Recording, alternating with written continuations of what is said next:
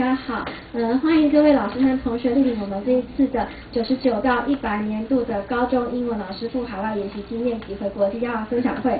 这是今天我们3月23号在花莲县花莲女子高级中学的场次。那我们很荣幸邀请到就是我们这边的台师大的英语系的我们的计划主持人的吴美珍老师来帮我们主持这个会场。美珍老师，那我现在把场子交给美珍老师，谢谢。讲得好正式哦，我觉得我好像要先给一个 lecture 哦，可是我不会，因为我们今天呢很开心请到从那个加拿大请来的这个一个老师叫做 Miss Helen Erickson。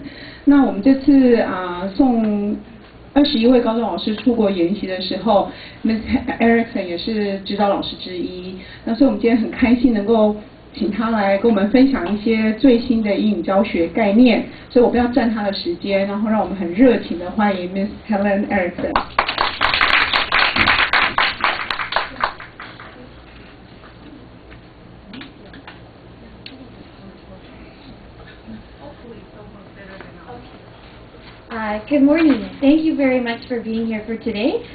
For individuals who had to travel to Hualien, thank you for getting up early. It is wonderful to see you. I'm very excited to be here from Burnaby, from Canada, and to be a part of your professional development journey. I'd like to start off by saying thank you to Angela and to Caroline for welcoming here in Taiwan, as well as to say congratulations to the teachers who traveled to Canada and are here today to share their experiences. It takes a lot of energy and it takes a lot of confidence to stand up in front of your peers to say something. So maybe we can give them a round of applause to say thank you for your work. So today what I will be contributing to the conversation or to the sharing session are some of the teaching practices that we are talking about in Canada and the United States. These are teaching practices that can be used in any class, at any grade level, teaching any content area. I will talk about some of the big ideas today, and then the teachers who are presenting today are going to give you some examples of how they are using these big ideas in their classrooms here in Taiwan.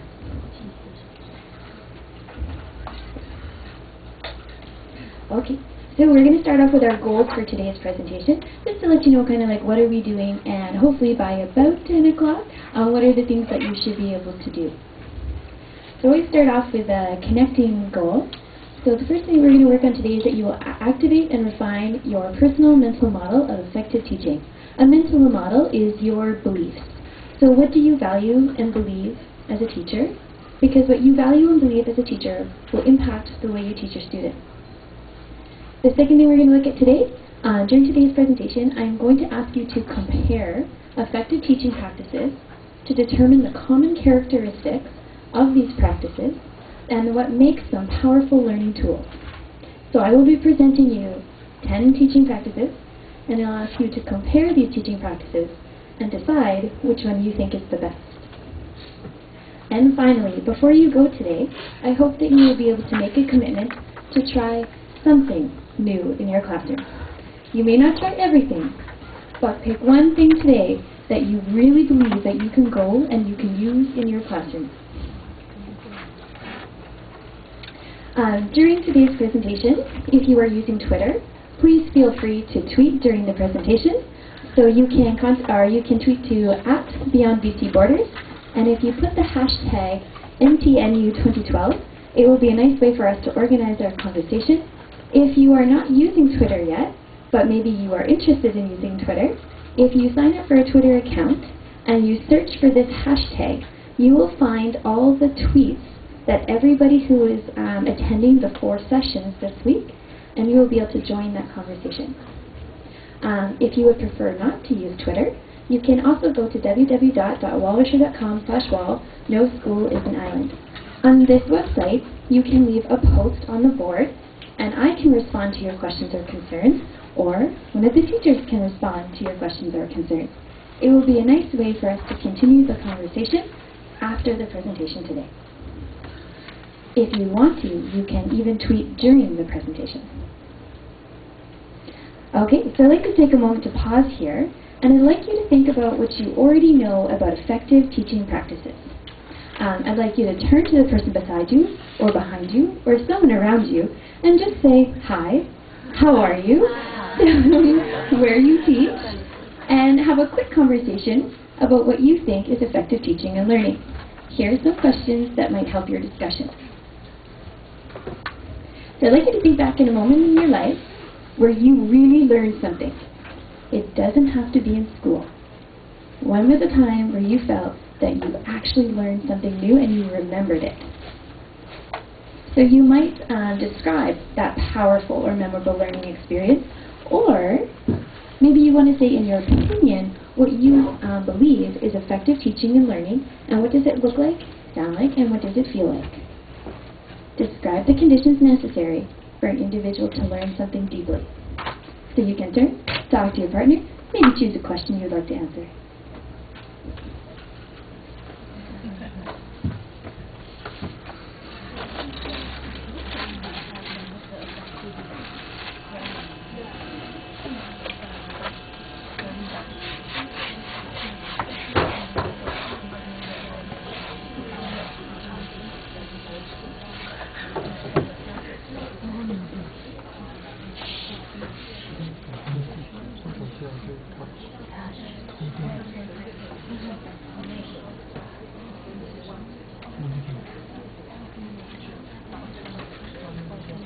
Okay, so in the interest of time, I will move ahead a bit faster than I usually would in the classroom. One of the things that we want to do in our classrooms today is really encourage numerous interactions to be happening all at once. Because if only one person is talking, then the chances are that the other individuals are sleeping, daydreaming, resting. So we want to encourage the students every once in a while to say turn and talk to your partner and make them responsible to be engaged and active in your classrooms. So I hope you had the opportunity to have a quick conversation. Also thinking about you are very knowledgeable people. You are experienced teachers. You bring a lot of knowledge with you to today's presentation. So when you start by thinking about what you already know, it's easier to start building on your knowledge and adding new ideas. When our students come into our classrooms, we want to encourage them. We know you're smart. We know you have experiences. We know that you have ideas. We want to add to your knowledge and add to your ideas. But we first want to identify, yes, you have something that you are bringing with you today. One of my most memorable learning experience happened about 6 years ago, and I was working at a school that was brand new. It was a school that not many people wanted to teach at, so most of the teachers had less than 5 years of teaching experience. And one of the teachers was retiring. He was one of the only teachers at the school who had been teaching for 40, 50 years, and when he stood up to give his speech, he looked at us and said, "Good luck." And the reason he said that was because he said when he started teaching, he thought that he knew how to do it. He went into the profession with a lot of confidence. But as time changed, as the schools changed, he felt that he didn't know how to teach anymore. He really didn't understand the students that he was working with today. He didn't understand how to engage them. He didn't understand that he could not give his students late marks. If they handed in an assignment late, he still took it for the same mark. He was not allowed to give students zeros. He felt that there was a lot of ideas happening in education that made it difficult for him to understand what teaching looked like. So as a new teacher, I thought, oh my gosh, if he doesn't know how to teach, how will I learn how to teach? But I slowly realized that even though things are changing in education and the landscape is getting all chaotic, there is some things that we can count on. There are some practices that have been shown that they are effective. They work in every classroom, and if we can focus our energy on using these effective teaching practices, we can find more satisfaction in our jobs, our classrooms will be easier to manage, and our students will be more successful in their academic studies. So today we are going to talk about the 10 most effective teaching practices. These teaching practices are open for debate. So about 6 of us got together before I came to Taiwan, and we sat down and said, okay, we're going to make a list of the 10 most effective. And while we are going through today's presentation, I really encourage you to see if you agree. Do you think that we should change the list? Should we add to the list? These are the teaching practices that we believe that we cannot afford to ignore. They work. We need to be using them.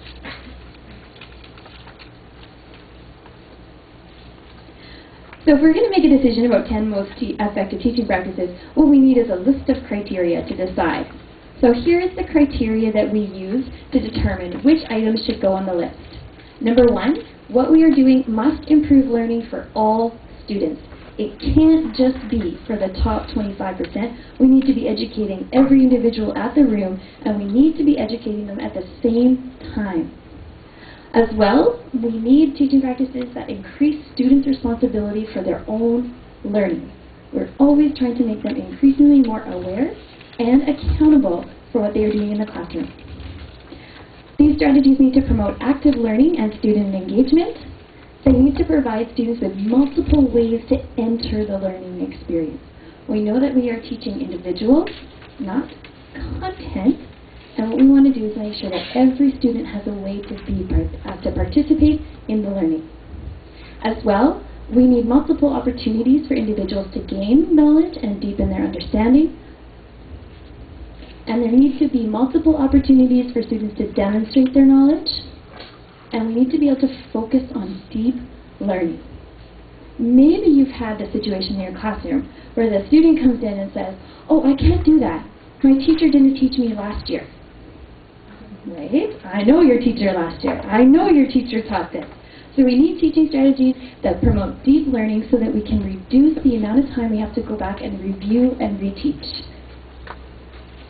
As well, we need strategies that generate frequent opportunities for student collaboration, and these strategies must be research-based.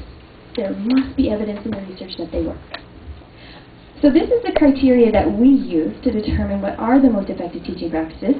I'd like you to take a moment again, turn to your partner. Do you agree or do you disagree? Which of these criteria do you think is more important? Is there anything that we should add to this list?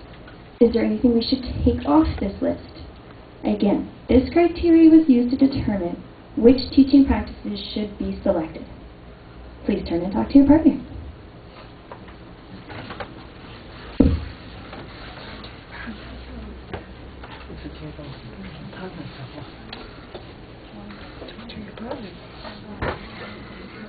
wait.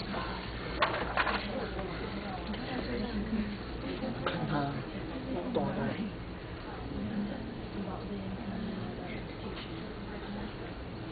就越快了。好像在听空中音，ABC。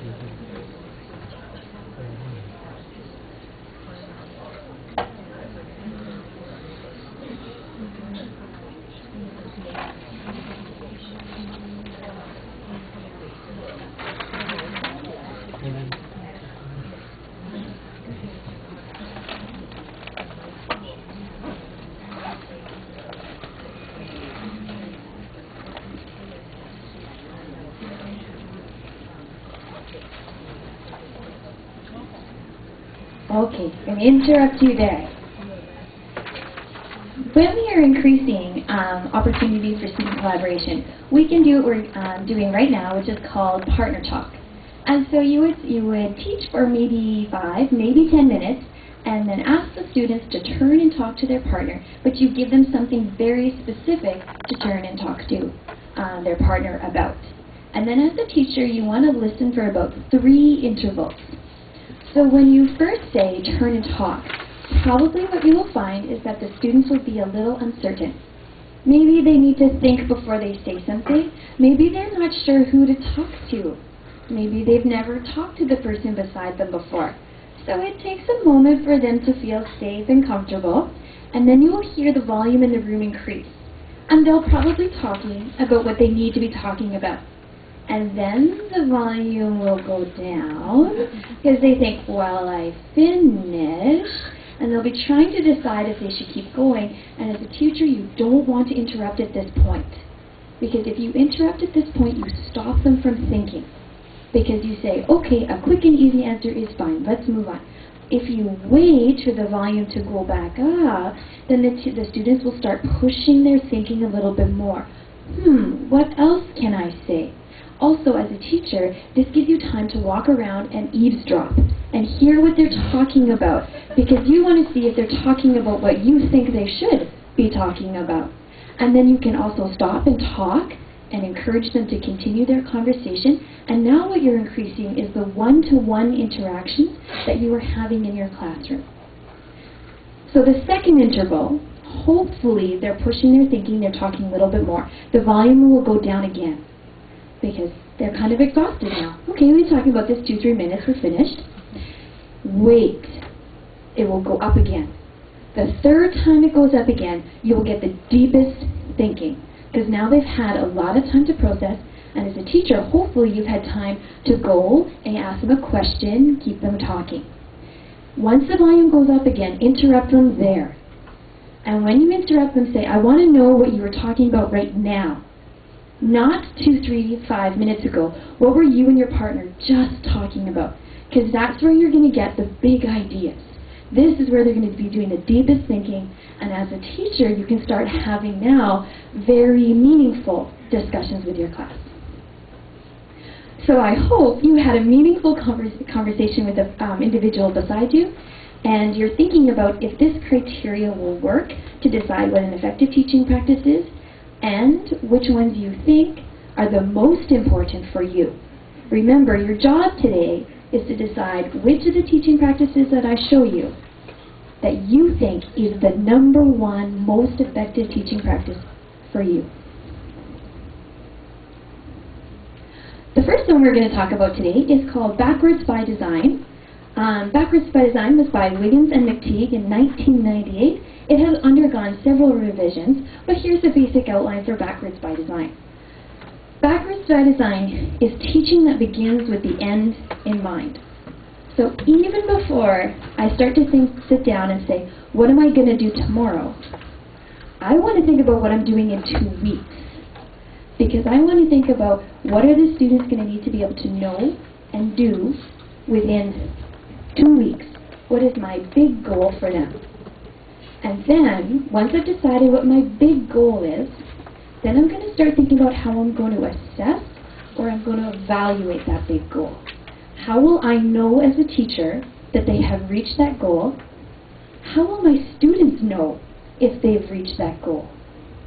And then, after I've decided how I will measure or evaluate, only then do I start thinking about, okay, what does tomorrow look like? What do I do to get one step closer to that big goal? For example, there are many athletes preparing for the 2012 Summer Olympics. For these athletes, they know very clearly what success is going to look like for them. They know what they have to do. They know how they're going to be judged and evaluated. They know how to win the game. We want to create these same targets for our students. Make it very clear what their performance needs to look like. For teachers who are using Backwards by Design, there's 3 questions we can ask ourselves to help us determine if we are using Backwards by Design. So number 1, what do students need to know and be able to do? Start by asking yourself that before you do any lesson planning. Number 2, how will I know what students are able to do? So how am I going to assess it? How am I going to evaluate it? And then number 3, what do I do in my lessons to support or scaffold their development? The second teaching practice is universal design for learning. As I'm presenting this teaching practice, I'd like you to compare it to Backwards by Design. What is the same? What is different? Why is one called Backwards by Design, and why is the other one called Universal Design?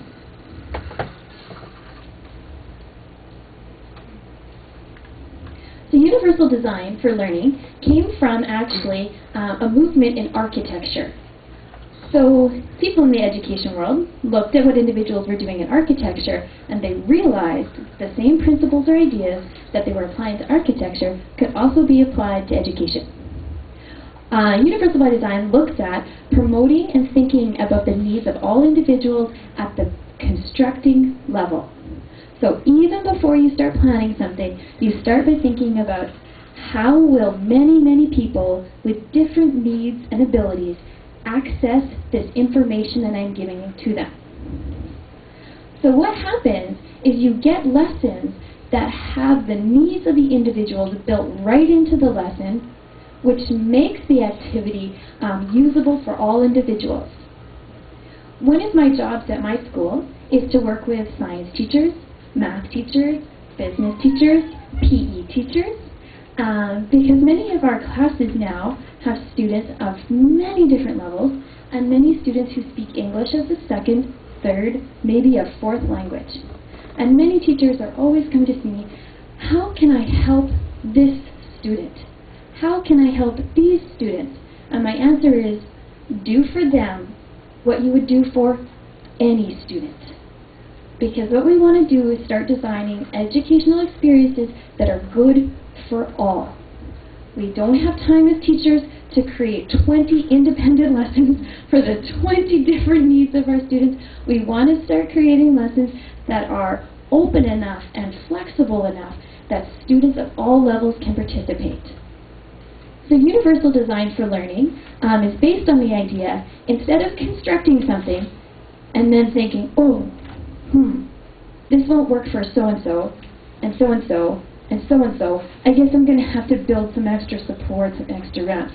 Not only does it decrease the aesthetics, it increases your workload. What we want to do, create designs, just like in architecture, where, again, it's flexible, it's open, it's usable for many individuals. Maybe you've had that experience where you stayed up like 2 o'clock in the morning and you had this wonderful idea for a lesson plan. And you were so excited to get to school because this was going to be a great experience. We were all going to learn a lot. And you start going through the lesson and all of a sudden, oh, let me help you. Okay, let me help you. Oh, just a minute, let me come help you. And as a teacher, you're spending your whole lesson running around the room and stopping fighting and keeping working and explaining again and again. And you think, oh, never again. I won't stay up till 2 o'clock in the morning and plan these nice lessons for you because it doesn't work. And sometimes the students start thinking it's their fault. And then we realize, you know what? Maybe it was just the design. Maybe if I started thinking about the different needs first and then planned the lesson, it would have been better.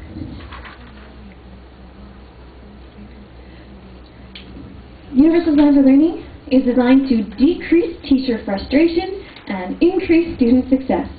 So when we start thinking about all the different individuals we need in our class, start thinking about the supports that those individuals will need, then we can create more successful teaching plans. Perhaps we're not thinking along as in architecture. These are probably maybe not the needs that we're thinking about as teachers, but we might be thinking about, which students will need a sentence prompt? Which students will need to have an example? Which students will need to work with somebody else? Which students will need to see a poster on the wall to remind them how the activity will work? And I just start thinking about the different ways to support those different learners, and guess what? You create an experience where everyone can be successful. So, universal design, these are some questions you can use to help you determine if you are using this teaching practice. You can ask yourself, do I have different ways to activate background knowledge? Are there different ways for students to already think about what they already know? Are there different ways for students to acquire the knowledge? Are there different things that they're able to do? Are there different ways for students to process the new ideas? Are there different ways for them to express understanding? And are there different ways for them to engage in learning? Because maybe you've had this experience where you put students in groups and you realize that there's just this couple of kids who will just do nothing in a group, and they hate it. And it's hard for you because you spend your whole class trying to get them to work with everyone else. Maybe they don't have to work with everybody else. Maybe there are different ways for students to engage in their learning. So I'd like to give you a classroom example using backwards by design and universal design. This is an example of my English 10 class. These are students in grades 10, grade 11, grade 12. They speak a variety of languages. I think this class we had 12 different languages spoken.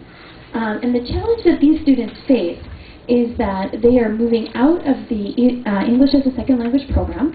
This is their first English literature course, and they will have to take a government exam. The course is about 4 months.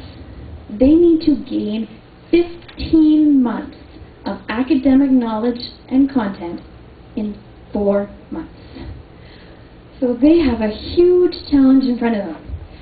So, as a teacher, it's very easy to feel like, oh, so much to teach in this big exam. But when you focus on the big ideas, backwards by design, and you create lessons that every day everyone can participate in, you will find you are actually able to move through your content very quickly. So here's an example of a unit that we designed at the beginning of the semester to learn about who our students are, and also right away, right from the first day they walked in the classroom, to start teaching the skills that they will need to be successful. So our first goal, that students will be able to use the 5-question response strategy to monitor their understanding of the text.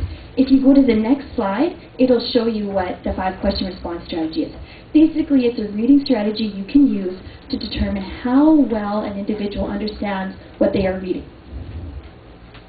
Our second goal is that students will be able to gather information from multiple texts. At the grade 10 level in Canada, it is not okay for students to be able to read one piece of information and respond to it. They need to be able to read 1, 2, or maybe 3 and respond about what is common about those 3 pieces of information.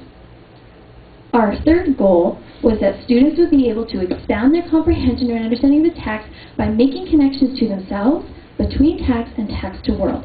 So we were teaching these specific reading strategies. Here's the 5-question response. It's there for you in case you would ever like to use it in your classroom. Basically what you do is you ask them these 5 questions. For example, why did the boy break the window? They answer. Hopefully they read the story. Number 2, does it happen in real life? Do people do things that they regret? Why do people do things that they regret? Okay, so what can we learn from this? And what we're trying to do is push their thinking deeper and deeper and deeper so that we're not just asking questions about the story, but now we're asking questions about the issues in the story. Once we had decided what our goals are, we had to decide how are we going to assess the students. Now, Universal Design for Learning says that students need to have multiple ways to demonstrate their understanding. So we had to decide we need many assignments that the students can do, many assignments that they can do over and over again, so that they have multiple ways to show us how good they are.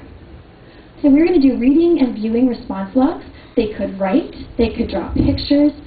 It was up to them how they would show us they were responding to what they are reading. And they would do this 1, 2, 3, 4, maybe 5 times so that they get lots of practice.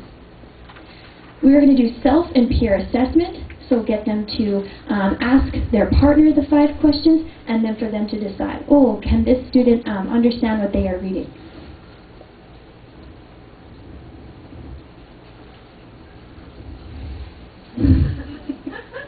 Maybe I killed the battery again.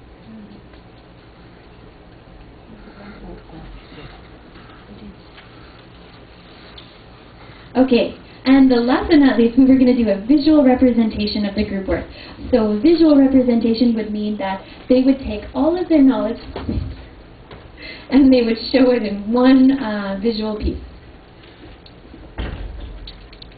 And lastly, they would do a written text. Because when it comes down to it, at some point we need our students to be able to sit down and write an essay. So these are going to be our ways for students to demonstrate their understanding. And so what we had to do is we had to figure out, okay, how can we get them to engage in the ideas?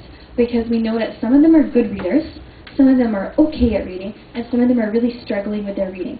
But we need all of them to be participating in the conversation. So here's what we did. We started by giving them a big question. So we asked them, how do you think attitude can impact your experience? We had them talk about and write about their previous experiences. And then, Angela, can we click on the text underneath? Hopefully it will open. Yes. So we gave them a video clip, and the video clip was just from YouTube. And it was a clip about an athlete who had a very bad attitude, and then his coach taught him to have a much better attitude, and he was successful. So we had some students watch the video clip. We gave them an example of a famous quote, and then we gave them an example of a song, and then we gave them an example of a comic. So they were 4 texts, all about the same idea, so that they could all participate in the same conversation. They could each do the same viewing and response logs. They could all be assessed in the same way, but they could decide which one they wanted to read, listen to, or respond to. And the nice thing about this was the students who were very high level, they responded to all of them. The students who were okay, they said, oh, you know, I will just pick this one and this one, and maybe if I do well, I'll pick another one.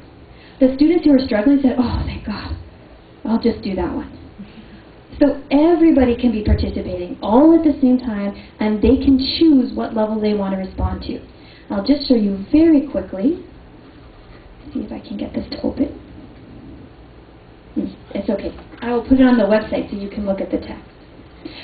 So at the end of the project, one of the things that the students had to do was come together and demonstrate an understanding of how attitude can impact experience. And they got to choose how to do this. So for example, one group got together and they made a puzzle or a collage. And then for their presentation to the class, what they did is each of them brought a piece of the puzzle to the front of the room and explained what was on their puzzle piece, and by the end of it, they ended up with their big happy face. And their big understanding was that your attitude can impact your experience because you have the power to make every experience in your life a positive one. But it depends on your mind, it depends on your dreams, and it depends on your motivation. The other group got together and they designed a board game. And for their presentation, all they did is they said, we need 6 volunteers. And these 6 volunteers are going to come to the front of the room and they're going to play our board game. And as the students played their board game, you could see that they had taken information from each of the pieces of reading that they had done, and they had come up with some very big ideas about your attitude. For example, you woke up and you decided to yell at your mom. Go back 6 spaces.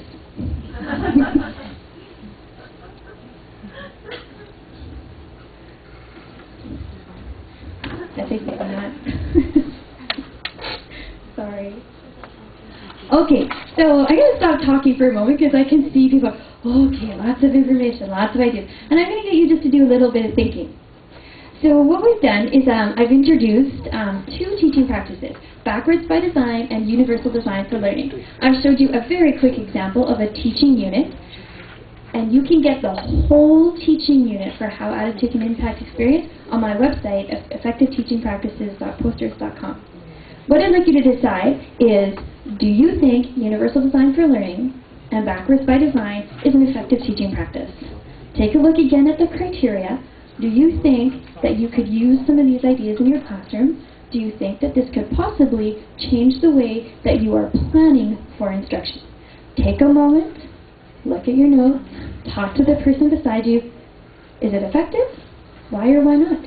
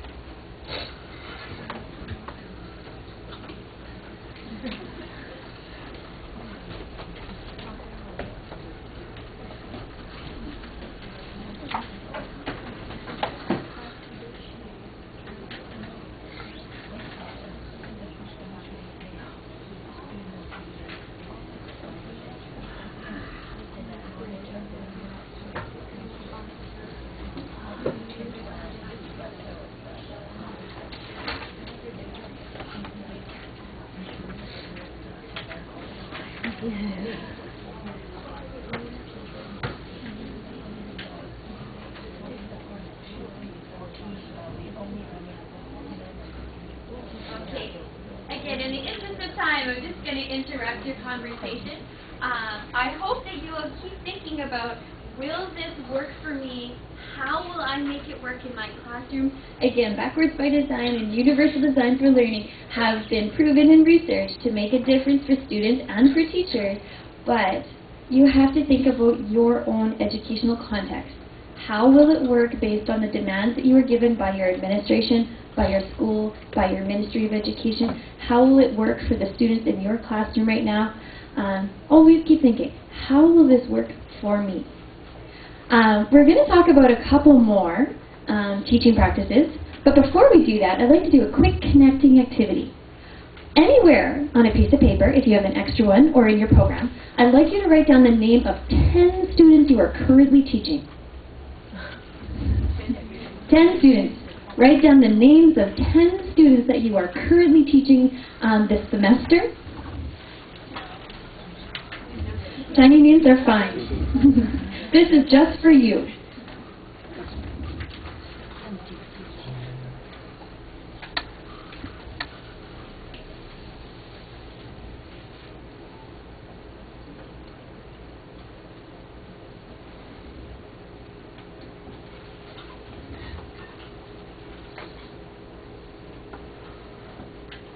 Okay, and now what I'd like you to do is I'd like you to write down 3 things you know about those 10 students.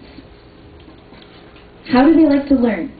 What sports or art activities are they involved in? What are their preferences?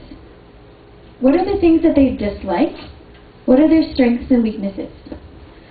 For each student, try to write down at least 3 things you know about them.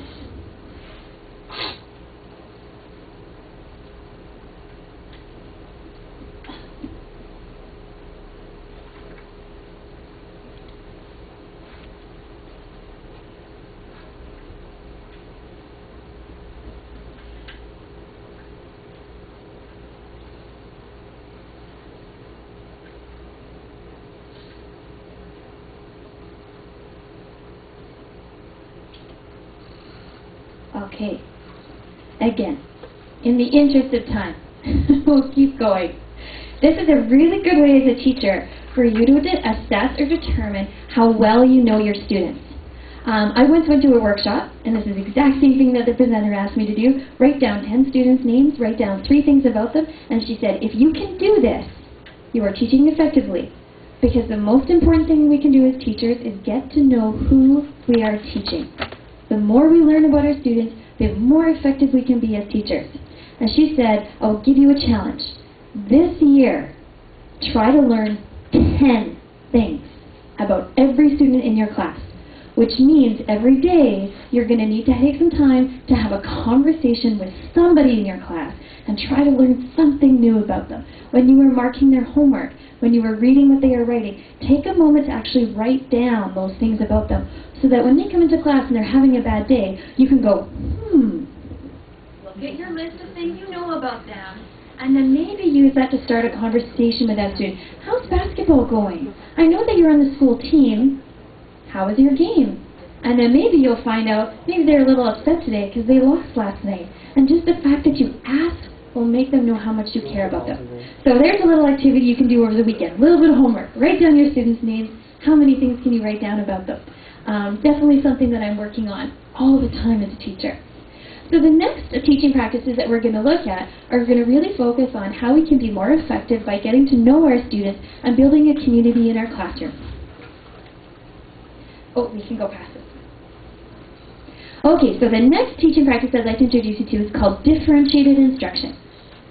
Differentiated instruction is effective instruction because it is responsive to the needs of the students in your class. So effective teachers are kind of like master chess players because they look at their classroom as if it is a chessboard, and they notice that the people in the class have different individual strengths and weaknesses. They're each unique in their own way.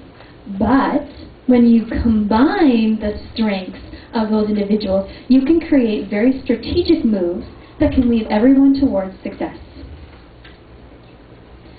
Okay, so we're going to focus on 2 parts of differentiated instruction, because differentiated instruction actually combines ideas from universal design for learning and also combines ideas from backwards by design.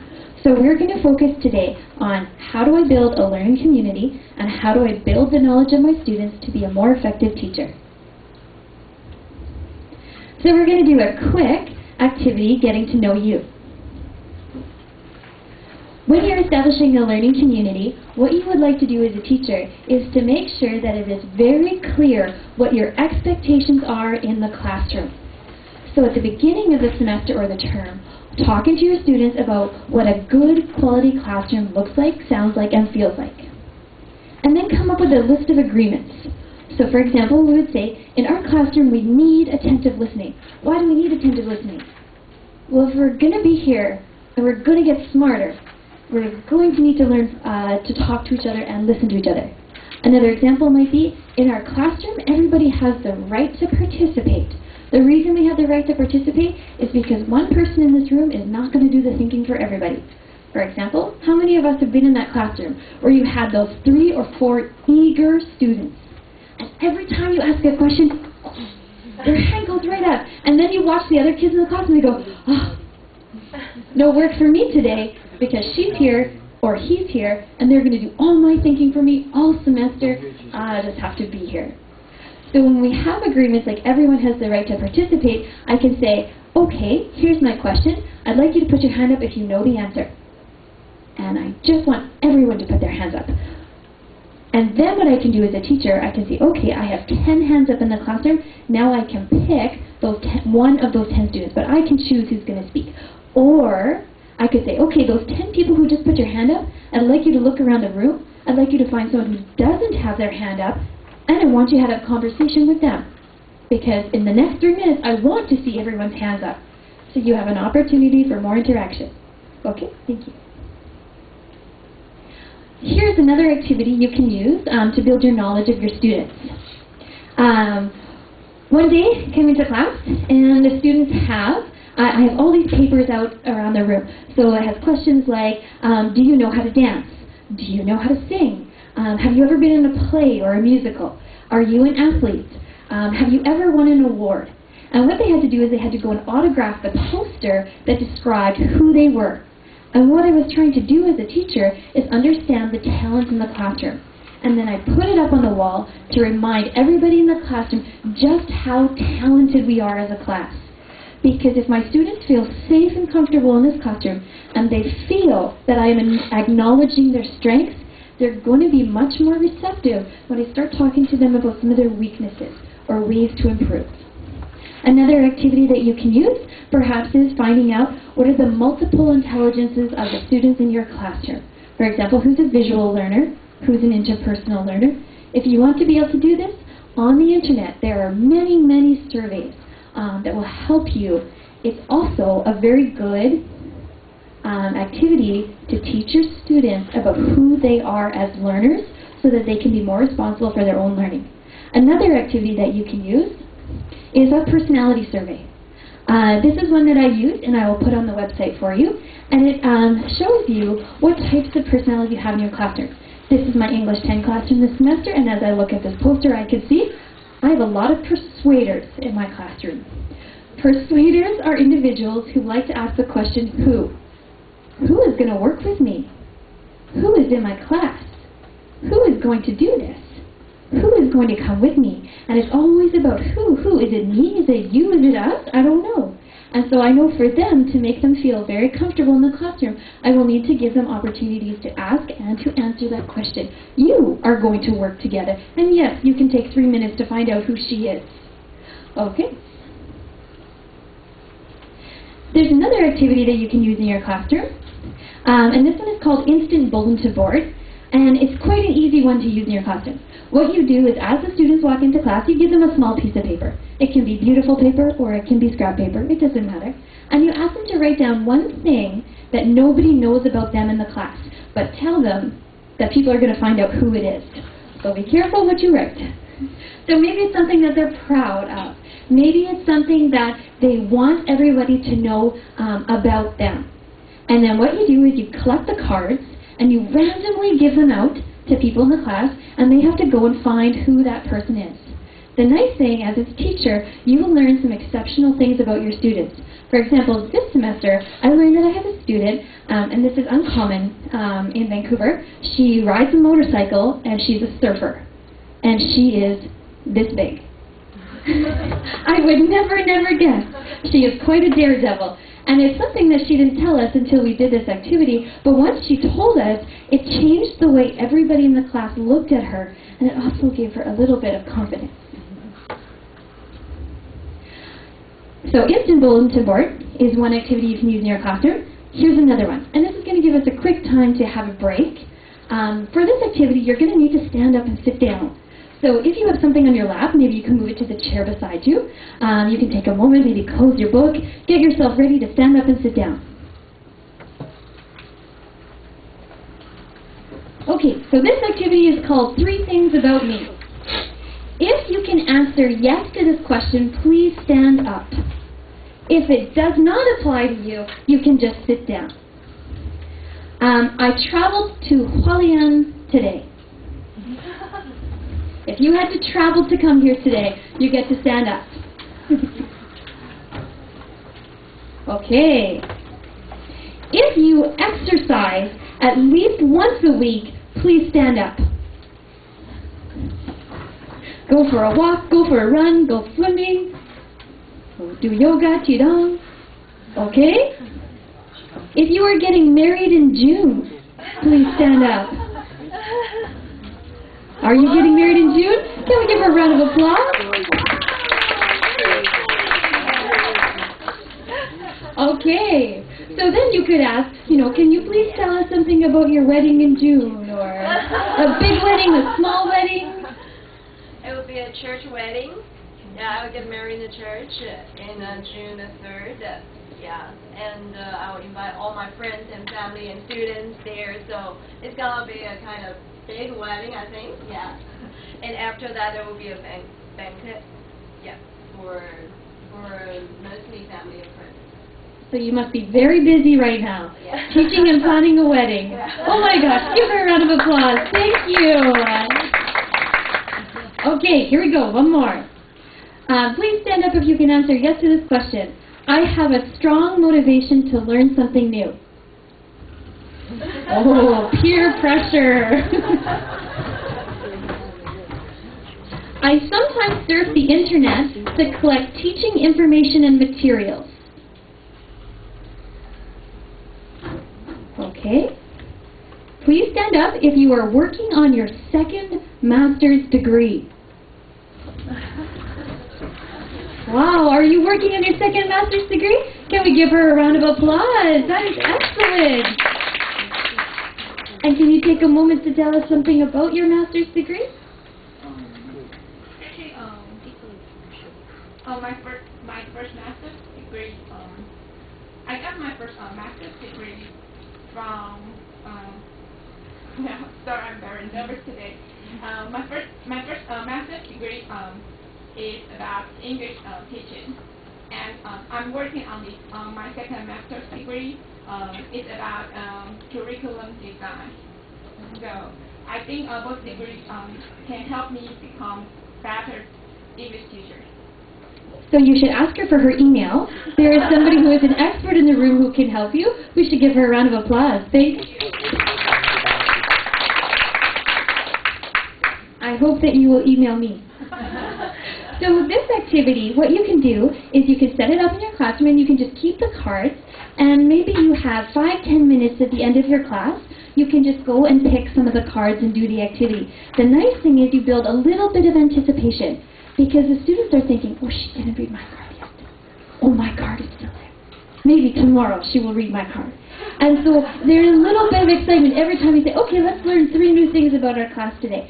And what you're doing is you are learning what you all have in common. Things are the same about each other in your classroom.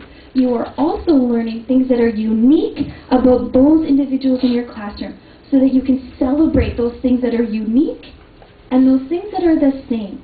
Because as our students, what we want them to see is that they are part of a team. This is a learning community, and we are all working together to get a little bit smarter and a little bit better every day. But in this team, we have some individuals with different strengths, and so maybe if you have questions, these are individuals you can go and you can get information about. I think that she is very, very good at organizing. So if you're going to have a big wedding, you've got to be organized.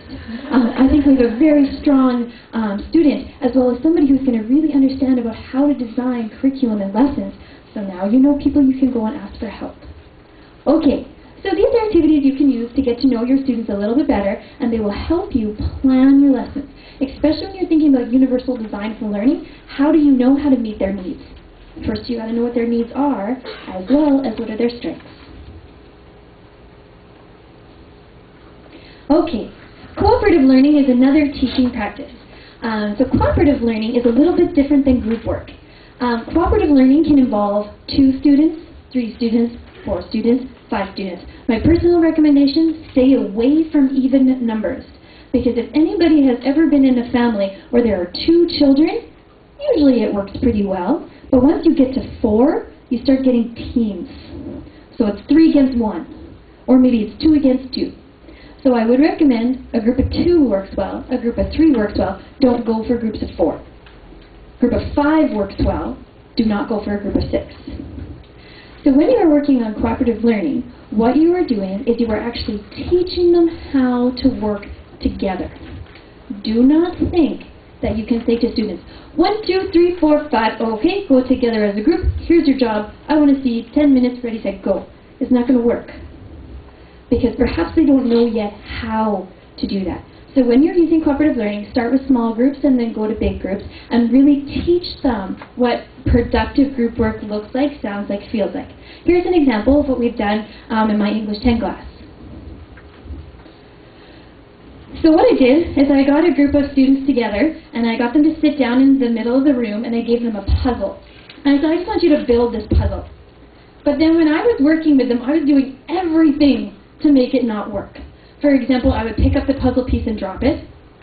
And the student, why is she just dropping things all over the place? Or I would get up and I would just walk away. Or I would come and be like, yeah, that's really not a good job. You don't know how to build a puzzle. Why are you doing it that way? And everything, like trying to make their group work not work. And then after we did that for about 5 minutes, the students in the middle said, I hate this. Why did you put us here? This is horrible. And I said, okay, it's not working, right? They're like, yeah, we can't build our puzzle. Okay, let's talk about why it didn't work. And so here's what they decided that we need to have group work in our class. Number 1, we need to be strategic and organized. Everybody needs to know what needs to be achieved. We need to be open and willing to try new ideas, and we need to develop a strategic plan before we even get started. Because sometimes we put students in groups, they think we have to go right away, go, go, go. And I'm going to say, no, I want you to stop. I want you to think. What do you need to do, and how are you going to do that? The next thing they decided, they all have to participate in the activity. They have to communicate to each other. Because maybe you are, or maybe you've seen this, your students do this. They sit down in the group and go, I know what to do. And you think, well, if I wanted you to go home and do that, I would have just told you to do it for homework. Why am I wasting class time and having you work on it together? So we want to teach our students, you have to communicate with the people you are working with. Tell them what you are doing and why. Make sure that they know, because maybe you are doing it wrong. Or maybe they don't know what to do and you need to help them. Also, they decided they have to reflect on their progress. About every 5-10 minutes, they need to make sure that they are still working towards the same goal and that they are still being successful. And that finally, they have to be able to work as a team. These are their words, not mine. It didn't take very long for them to determine this, because the truth is, they know how to do it. They just perhaps haven't built the language to talk about how to do it. And when we're using differentiated instruction, when we're using cooperative learning, we want to build a language we can use in our classroom to talk about the type of learning that we are doing. If you give them the words, they will be able to express their understanding. Thank you. Okay. So we've done differentiated instruction, cooperative learning. Now we're going to talk about inquiry-based learning. Inquiry-based learning has been around for so long, and perhaps you already are doing this in your classroom, or perhaps you have done it in the past. So inquiry-based learning is the idea of starting with a big question. We know that today, many students have smartphones in their pockets. Many of them have access to data plans. Many of them can answer our easy-level questions in less than 30 seconds. If they think they can plug the question into Google and get the answer, they're not going to think for you. Because today's learners want their curiosity to be piqued. They want to answer questions that are worthwhile and meaningful. If they think that it is an insult to their intelligence, that the question is too easy, they are not going to really engage in it. So we want to have some big, big questions that they actually have to work on constructing knowledge to answer. We want these questions that need time to be answered. So we can go to the next slide. So inquiry-based learning starts with a very big question.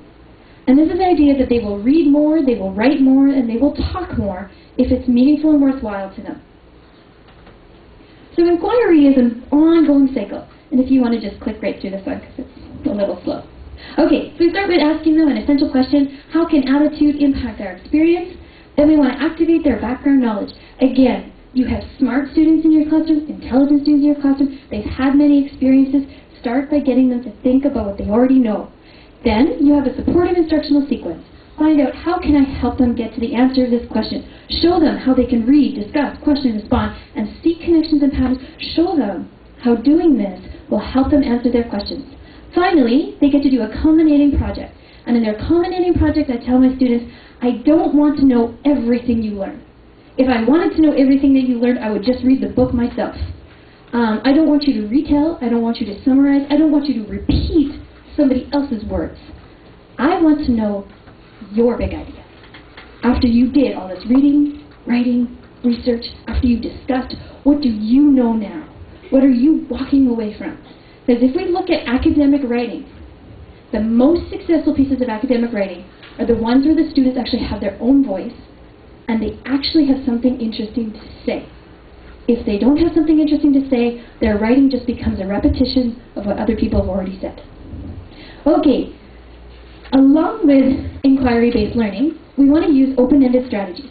Open-ended strategies means that our lessons are going to be a combination of different strategies. So we're going to use connecting strategies, processing strategies, and transforming strategies.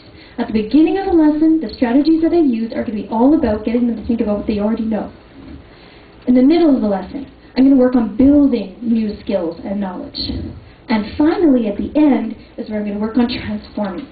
I'm not going to ask them really big questions until we get to the transforming piece, because they need the processing piece and the connecting piece to get to those big ideas. So I'm going to show you an example of how we used differentiated instruction, cooperative learning, inquiry-based learning, and open-ended strategies in an English 10 classroom. Again, the examples that I'm using are from an English 10 class, but you could use these in any grade level, any content area. So this is a semester that was done, a unit that was done at the middle of the semester, and our purpose was to build a strong classroom community as well as encourage students to use their individual strengths to answer the question that we asked. So the question that we asked was, how does media impact your behavior? So how do the expectations of society, how are they portrayed through magazines, newspapers, television, movie? How are the expectations of society even visible in our school? And then we said, you're all very smart in different ways. We'd like you to use your multiple intelligences to help you answer the question. So here's some examples of how the students answered their question. One student, again, did a collage. So we can go. And he was a media arts student. So what he did is he took the work that he'd been doing in media arts and used it to help him. And this is actually what we call a visual essay. So as you look at the poster, there's many different parts to it. And when you look at the whole thing, it creates one image. But as you look at each different part, there's a different part of the essay. So basically what he did is he took an essay and turned it into a visual representation of an essay. The next example I'd like to show you is a student who, what he did is he took his essay and he turned it into what we call a visual verbal essay. I loved this because what I'm always trying to get my students to do is write more formally, but also speak more formally. I want them to understand that if they want to build their academic language skills, they need to be able to speak like they are writing. I'll show you a quick example. Can we go to the desktop of the computer? And there's a WMV file, and on the desktop it's called Mark's English. Oh, there. And can you fast forward the video about 1 minute? Similar. Most of the things we believe in are influenced by our way we think, speak, and act. These mass medias convey messages that appeal to our mind. It can either be positive or negative. Together with the society, they set norms and standards that people follow in order to be righteous and moral in the eyes of other people. Norms and standards differ in every country or race. Rules are also set in the society through family, friends, beliefs, religion, and also the government. These groups impose rules that make the behavior of its members predictable or similar. Most of the things we believe in are influenced by our parents. We believe what they believe. We adopt the things that we're exposed to. Religion. So just a quick example, it's about a 10-minute video. An interesting thing, if you ask a student to sit down and write an essay, maybe they will write a page, maybe 2 pages, but that's about all you'll get from them. You ask them to do a visual verbal essay with pictures, sound, video, and all of a sudden you get these really long, extended, very thoughtful pieces. Again, inquiry-based learning. If we make the question interesting, if it's worthwhile for them to answer it, if they think it's meaningful to them, they actually want to know the answer, they are going to produce much higher quality work for you. They will be more satisfied, and there will be less need for you to push them. They'll motivate it for themselves. Okay, I think what we're going to do is we're going to move forward because we're running close to time and move just to the end. There are a couple more teaching practices that I would hope to discuss today, but there are notes for you in your PowerPoint, as well as there's a handout following the PowerPoint, so you can look at those other teaching practices. And if you have any questions, you can tweet me, email me, you can check my website, and I will respond as quickly as I can. So we'll move ahead in the PowerPoint to where it says Final Thoughts.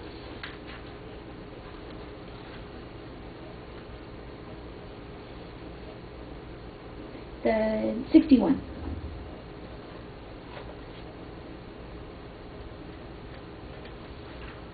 Okay. Research has told us that to be more effective in our teaching, we need to change the interactions that are happening in our classroom. The individuals who are learning are the individuals who are engaged and the individuals who are talking. If you are doing all the talking, chances are that you are doing most of the learning, or at least you're working harder than your students are, and they should be working just as hard as you. So if you can use cooperative learning, inquiry-based learning, backwards by design, universal design, if you can use these strategies to increase the amount of interactions your students are having with each other and change the interactions you are having with your students, so it's not you and all your students, but you with a small group of your students and then another small group. Can we go to the next slide? I started today's presentation by saying that I had a colleague who, when he left his career, felt that he knew less than he did at the beginning. And I think sometimes when we come to workshops like this, we get a little saturated, and we start thinking about, oh, how can I do all of that in my classroom? I have 7 classes, I do not have enough prep time, I have a lot of content to cover. It gets very overwhelming very quickly. So one of the things I will encourage you to think of, it's endless progression. We're getting a little bit better every day in our practice. And if you keep thinking about, it's not the teacher who I am today, it's the teacher that I am becoming. And give yourself the permission just to do a little bit at a time. No one is asking you to transform your practice tonight.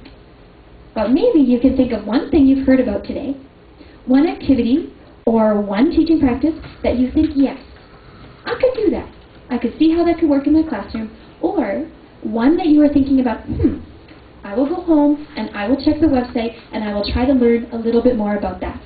If you can take just a quick moment, turn to the partner beside you and just maybe tell them one thing you're interested about or one thing you're going to try. Turn to your partner.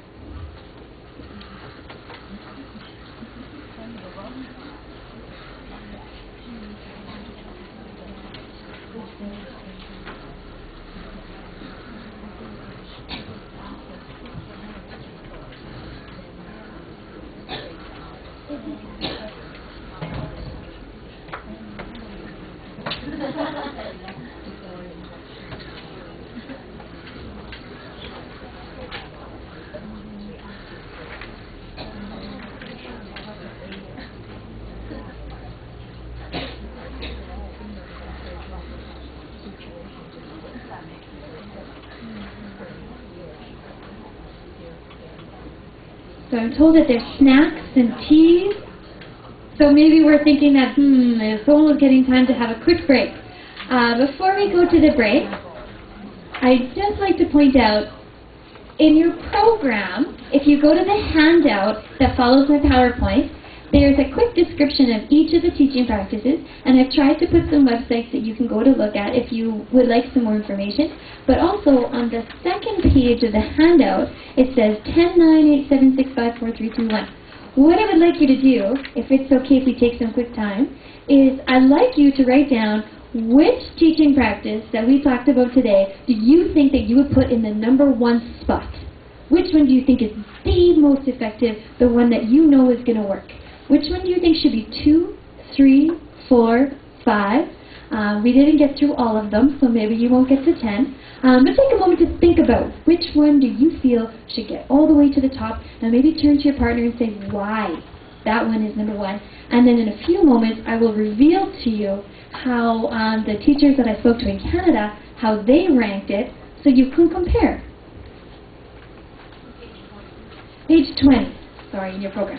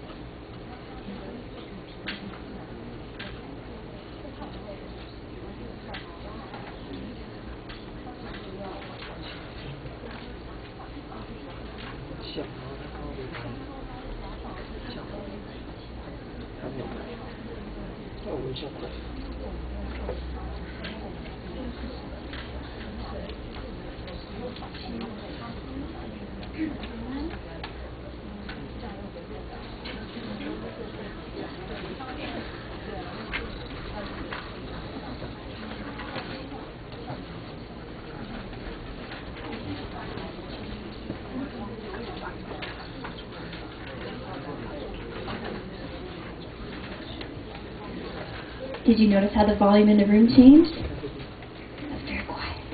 And then it went a little bit higher. So I wish I could have waited till it went down and a little bit higher again. Okay, so what we'd like to reveal to you next is how the teachers that I worked with in Canada, how they ranked the teaching practices. Again, it's not a final answer. And this is an activity I often use with my students in class, is I really say, well, this is how somebody else answered the question. How would you answer the question? Why do you think you answered it the same, or why do you think you perhaps chose a different answer? Because we all know that our schools are unique, our students are unique, our teaching demands are unique. Some of us have to use a very specific textbook. Some of us have a very specific curriculum. So the teaching practices that we choose to use may be more effective for us because of our context. So here's how they were ranked by the teachers in Canada. So when they decided what the 10 most effective teaching practices are, they said number 10, using technology in the classroom. Because let's admit it, we have to use it, but we are not teaching technology. We perhaps are teaching English with technology. So it's important to use, but maybe not number 1. Number 9, open-ended strategies. And open-ended strategies is again the idea of using processing, connecting, processing, and transforming strategies. So planning our lessons using those 3 strategies. Number 8 was explicit language instruction, which we didn't get to speak about today, but there are notes in your package. Number 7 was gradual release of responsibility. Another one we didn't speak about today, but it's in your package. And number 6 was inquiry-based learning. Number 5, cooperative learning. Number 4, assessment for learning. Number 3, universal design for learning.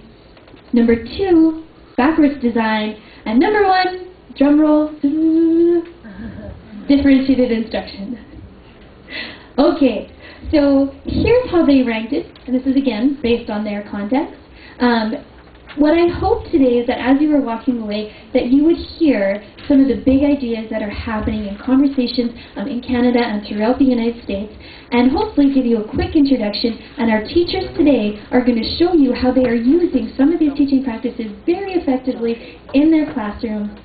Thank you so much for your attention this morning. I know it's early in the day. I really greatly appreciate it. And if you have any questions or concerns, please feel free to contact me. Thank you very much.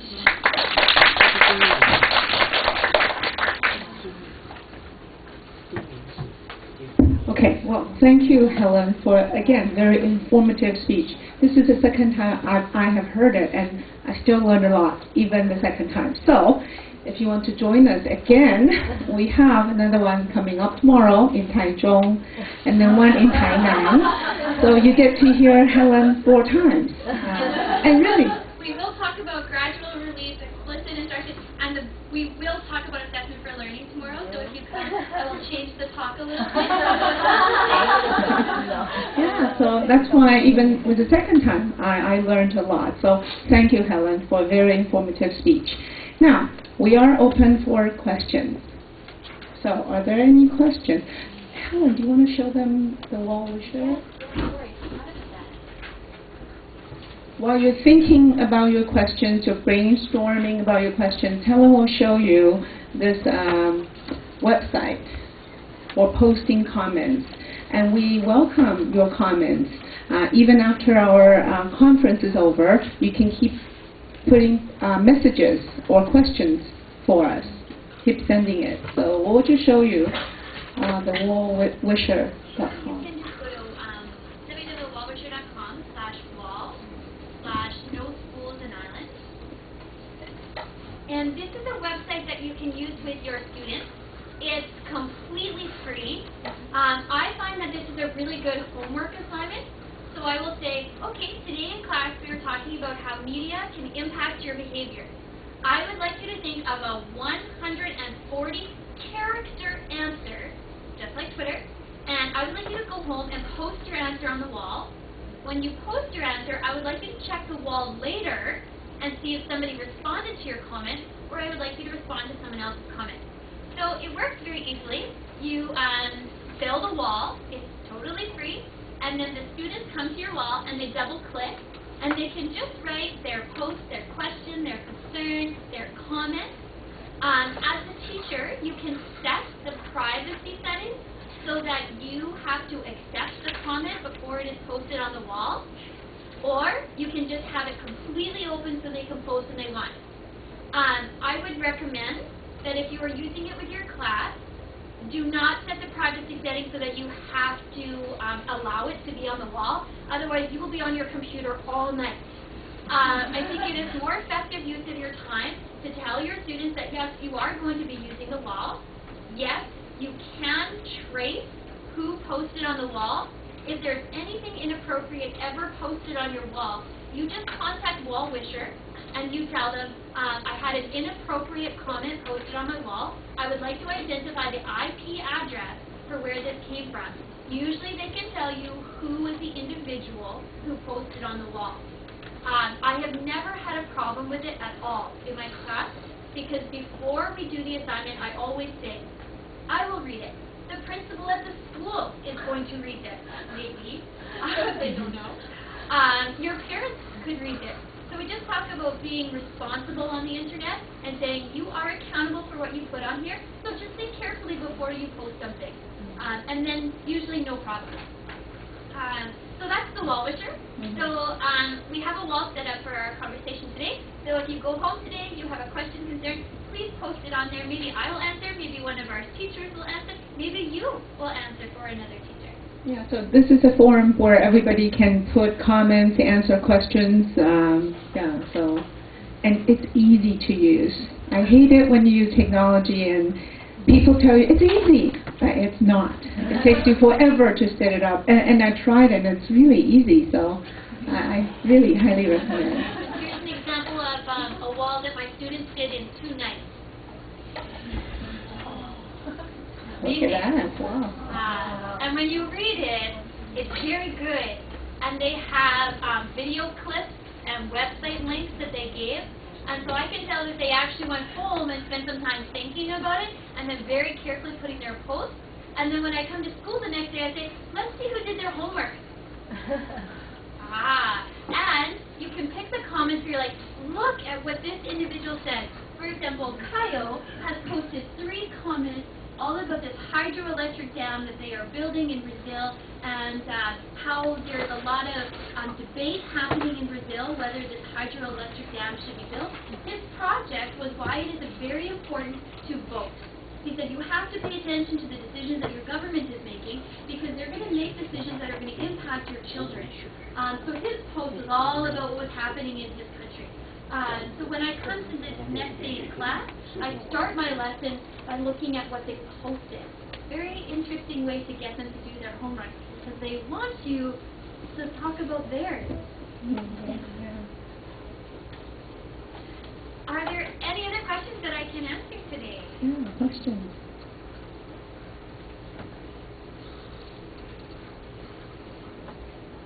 Anything we can, Helen, or we can clarify for you?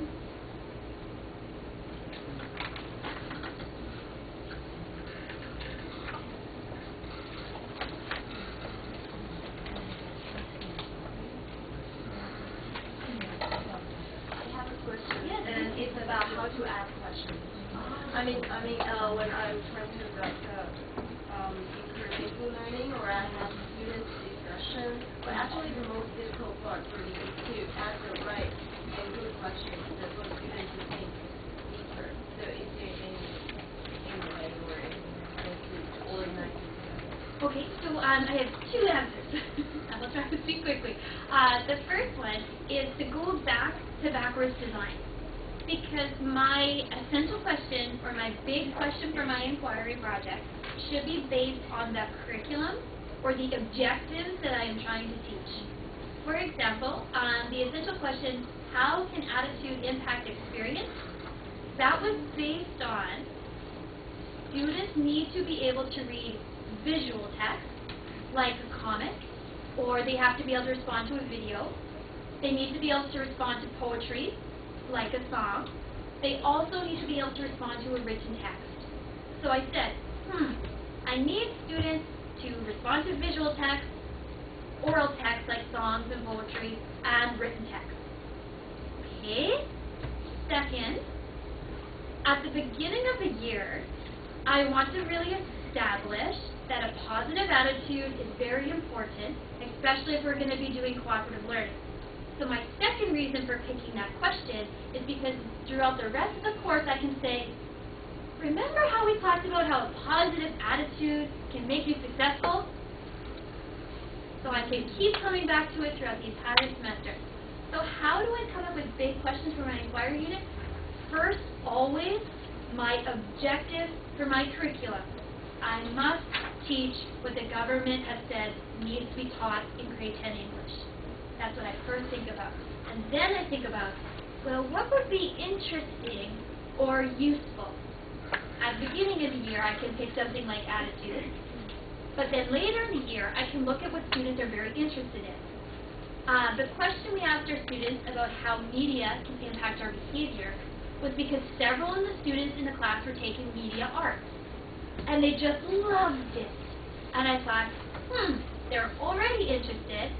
Everybody likes talking about magazines, newspapers, the internet, Facebook. There's a lot of powerful things we can talk about that they're interested in. Okay, that will be my question. my second way to come up with questions is to use that 5-question response strategy. So I look at, okay, we're going to be reading the story about a little boy who broke a window. So what happened in the story? He broke a window. All right, and then he asked for forgiveness. Do people do things that they regret later in life? Why do people do things that they regret? Because they are growing up. Okay, so maybe a big question I could ask is, how do the major transitions in our lives impact the people we become in the future? And we can do a big unit on identity.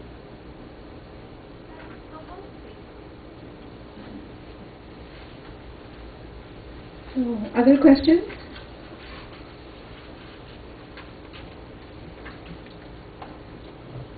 So, Helen, are you going to show them something more? I'll just show one more thing. Okay.